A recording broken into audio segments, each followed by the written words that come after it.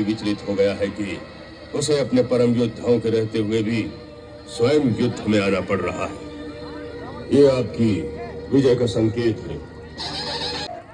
हाँ, कोई जिसे अपने वीर होने का मान हो, रणभूमि में खड़ा रावण युद्ध की चुनौती दे रहा है। हाँ, कोई रावण यहां तो एक से एक बढ़कर वीर ही वीर है। तुम जिससे हारना चाहो उसे स्वयं ही चुन लो। सुग्रीव उस दिन दम दबाकर भाग गया था, आज हमारे सामने आते तुम्हें लाज नहीं आती? जाओ, रावण से युद्ध करना तुम्हारा काम नहीं। वह वनवासी कहा है राम।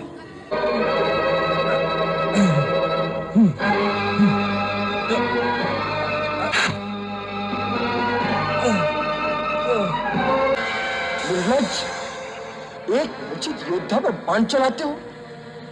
तुम्हें तो युद्ध के प्राथमिक नियम भी नहीं पता। तुम्हें रणभूमि में किसने भेज दिया? जाओ, युद्ध धर्म की शिक्षा लेकर आओ। जो रणभूमि में आ गया वह हर प्रकार से वध करने योग्य हो जाता है। राक्षस वीरों का यही धर्म है। हम इन मानवीय भावनाओं की निर्बलता में नहीं फंसते।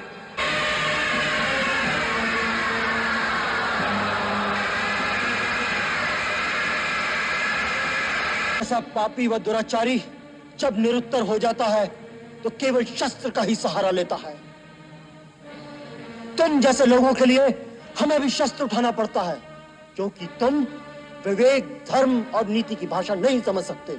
ये पांडित्य की बातें किसी ऋषि मुनि को जाकर सुनाओ। रणभूमि में आए हो तो बातें करो शस्त्रों की झंकार से। शस्त्र ही प्रश्न पूछे, शस्त्र ही उसका उत्तर दे। यही नियम है यहाँ का। आप स्वयं जाइए प्रभु, आपके बिना उसका सामना कौन कर सकता है? वो अकेला ही हमारे अनेक योद्धाओं को मारकर हमारी सेना की बड़ी क्षति कर सकता है। युद्ध के पहले दिन ही यदि शत्रु का इस प्रकार प्रभाव बढ़ जाए तो अपनी सेना के मनोबल की हानि होती है।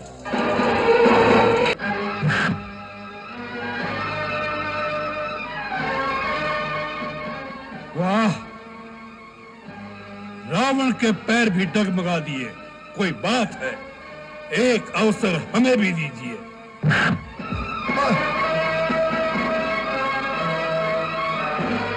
जय श्री राम।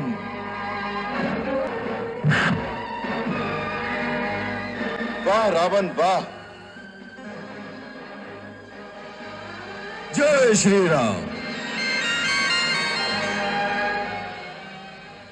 भगवान शिव के त्रिशूल की भांति प्रचंड वायुपुत्र हनुमान की मुष्टिका का प्रहार तुमने सह लिया। तुम परम शक्तिशाली हो, परंतु कितने दुख की बात है कि ऐसी शक्ति का प्रयोग तुमने अधर्म के कार्यों में किया और इस दुर्दशा को पहुंच गए। दुर्दशा? किसकी दुर्दशा, हमारी या तुम्हारी? तुम्हारी।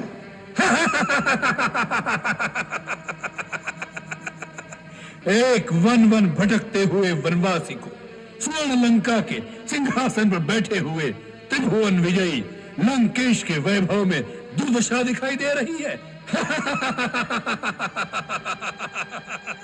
राम, तुम अपनी वाक पटुता के जादू से इन अज्ञानी वानरों को भरमा सकते हो, रावण को नहीं। भक्त और ज्ञानी में यही अंतर होता है। भक्त अनपढ़ हो, मूर्ख हो, परंतु हृदय का सच्चा और मन का सरल होता है। परंतु ज्ञानी तुम जैसा दुष्ट भी हो सकता है। जिसके हृदय में अधर्म और कपट होता है उसकी अवस्था तुम्हारे जैसी होती है। जिसे स्वर्ण लंका के राज सिंहासन पर बैठकर भी जीवन की अपूर्णता का कांटा चुभ रहा है। इस समय तुम्हारे हृदय में केवल अशांति, चिंता और एक तड़प रह गई है और कुछ नहीं। तेरे जैसे हर दुराचारी को एक समय इस बात का आभास हो जाता है कि उसका अंत समय आ गया है, और तब वो एक घायल सांप की भांति सुरक्षा की बिल ढूंढता फिरता है, परंतु उसे कहीं सुरक्षा नहीं मिलती। वही अवस्था इस समय तुम्हारी है। तुम्हारा अंत आ चुका है। तुम्हारे पाप कर्मों के विष ने तुम्हारे मन की शांति को जला दिया है। अरे जो वीर होते हैं वह धनुष बाण से बात करते हैं, जबान से नहीं। और ये कंधे पर जो धनुष रखा हुआ है ना, वह कोई शोभा की वस्तु नहीं होता, उससे तीर चलाए जाते हैं ऐसे।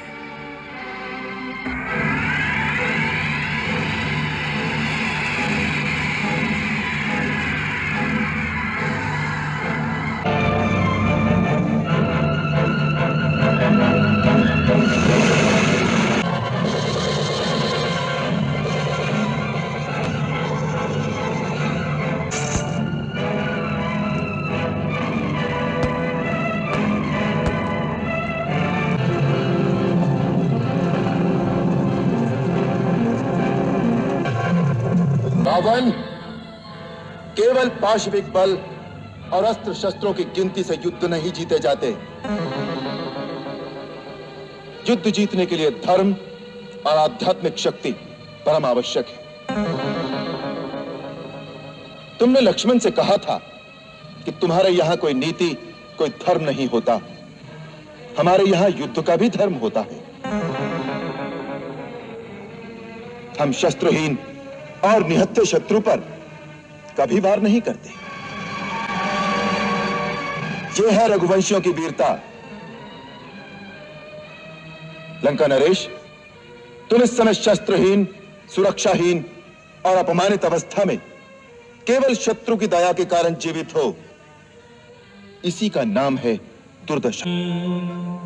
अब जाओ, कल फिर शस्त्र लेकर आना। देवता, किन्नर, गंधर्व, सिद्ध और चारणों सहित तीनों लोकों के प्राणी राम का रामत्व देखेंगे।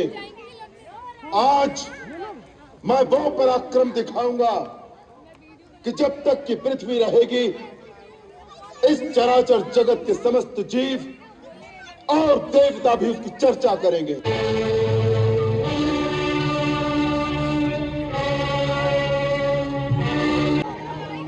रावण के सामने आए हो तो शीश झुका खड़ा हो।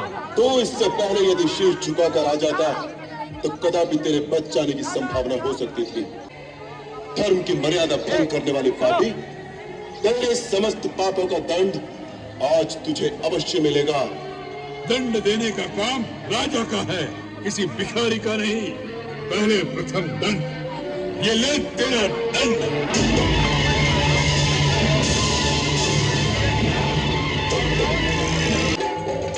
कोई ना कोई निर्णय हो जाएगा, निश्चित ही पापी करने का फल पाएगा।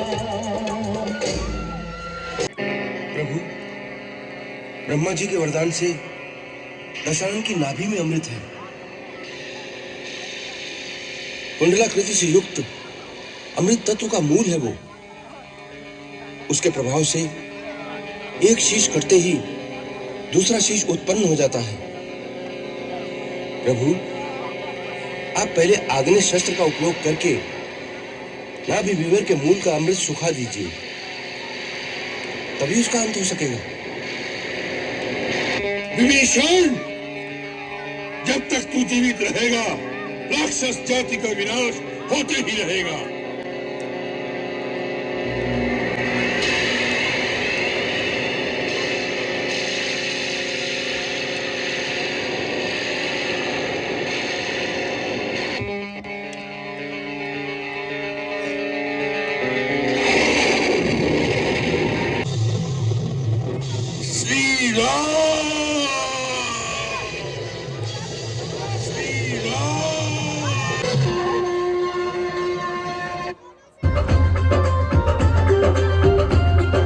यार